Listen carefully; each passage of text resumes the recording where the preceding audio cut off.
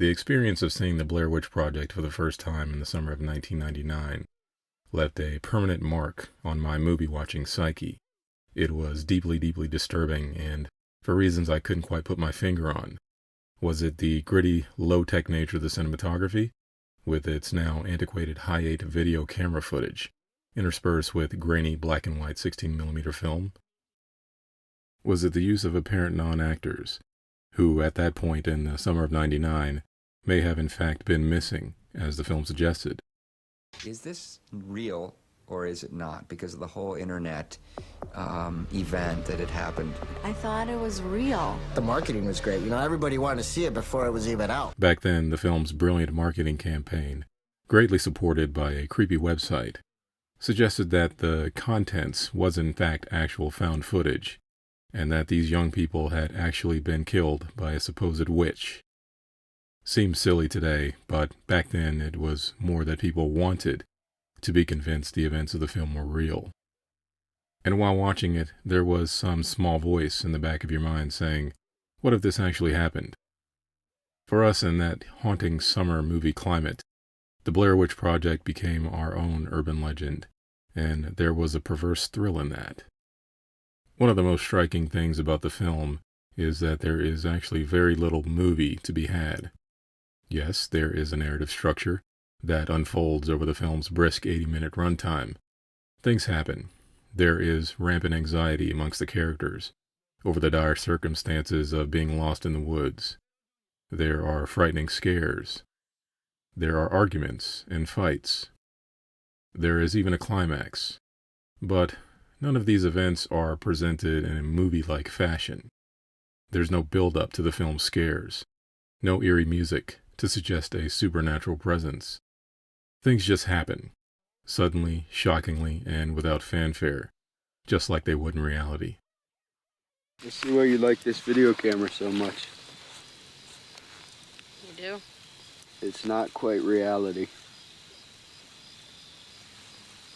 Josh's line signifies a deeper truth of not just the film's preoccupation, but what 1999 represented as a moment in history. The millennium fostered the public's growing anxiety about not just technology, but reality in general. If there was one word to sum up the feelings in the culture during that time, it would be escape. An escape from a constricting, corporate-controlled, consumer-focused reality, and into the endless possibilities of a new century. And this desire was unsurprisingly embodied in the major movie releases of that year, with characters whose lives were one of imprisonment, and who sought to break free from the bondage of an existence that was slowly sucking them dry. In these movies, reality could be whatever the characters wanted, if they could find a way to free themselves from the tyrannical forces that controlled their lives. But Blair Witch was different. For the filmmaker characters, the only solace from the unimaginable horror were the cameras they desperately gripped tighter as the film sped towards its inevitable climax. The cameras themselves became their only weapons, their only sense of power and control, because if they were going to die, they could at least control how it looked. Even if they never made it out alive, their stories would be preserved for others to find, and their terrifying ordeal would at least count for something.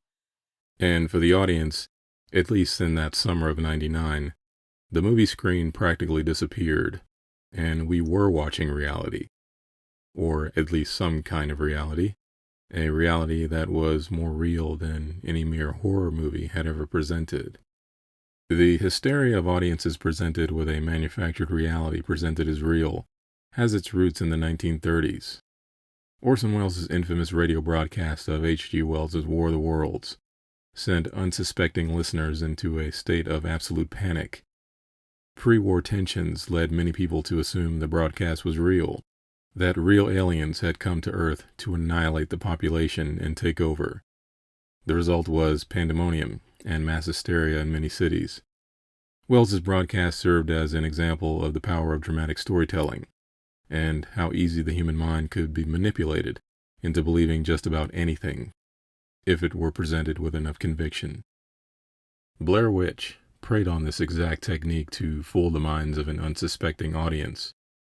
The movie toyed with the notion of the movie theater itself being a safe haven for those wanting to escape everyday life. A movie theater had you trade your reality for another, of the filmmaker's choosing. But there was always comfort in the knowledge that what you were witnessing was staged. The screen represented the barrier which separated the audience from the events on screen. But in the movie theater in the summer of '99, that barrier was removed, and the animalistic forces behind it were given free rein to wreak havoc on the minds of the audience. Believing that what you were seeing may have actually happened was practically unheard of in cinema at that point.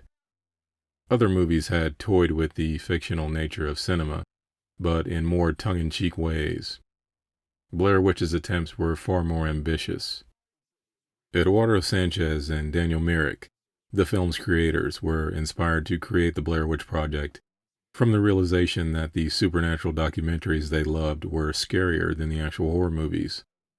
To avoid fainting, keep repeating. It's only a movie. Only a movie. Only a movie. Maybe more than any other genre, horror movies prey on the subconscious fears of the audience in order to induce the terror. And the notion that some of these supernatural forces may actually be real goes a long way in stirring the minds of impressionable viewers. So yes, Blair Witch is only a movie. And like Josh says, it's not quite reality.